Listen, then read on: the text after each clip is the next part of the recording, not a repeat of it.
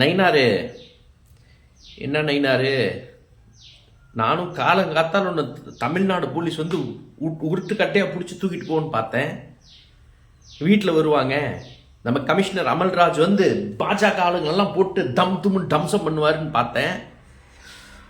ஒன்றுத்த காணும், காக்கா பூச்சி ஒன்றும் சீனே இல்லைங்க. இல்லை கேட்டேன், உதயநிதி பேசினது தப்பு, டவுட் இல்லை, இக்னோர் பண்ணி போயிருக்கலாம், இக்னோர் பண்ண வேண்டியதில்லை.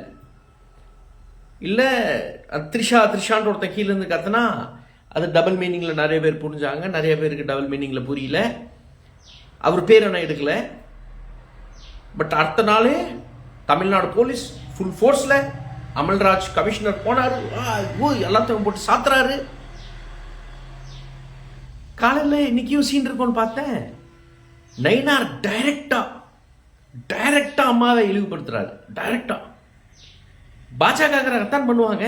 நான் நேற்று தான் வீடியோ போட்டேன். பாஜகவுக்கு எது இருந்தாலும் ஃபர்ஸ்ட் ஒருத்தர் தாய தீவடியான்னு சொல்லணும். பெரிய பெருமை இவங்களுக்கு. இந்த தீவடியா வார்த்தை அப்படி டக்குன்னு விடுவான் பாருங்க. கமெண்ட் செக்ஷன் பாருங்க, இங்க கீழே கமெண்ட், ஒரு புண்டை தேவடியா புண்டைன்ட்டு விடுறது. இவன் அந்த வார்த்தை யூஸ் பண்ணல, ஆனா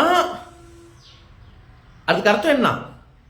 டைரக்டாவே கேட்கிறாரு, உங்க அம்மா கிட்ட போய் கேளு உன் அப்பா யாருன்ட்டு. அப்பா எங்க இருக்கார் கேட்டாலும் பிரச்சனை இல்லை, அதுவும் பிரச்சனை தானே.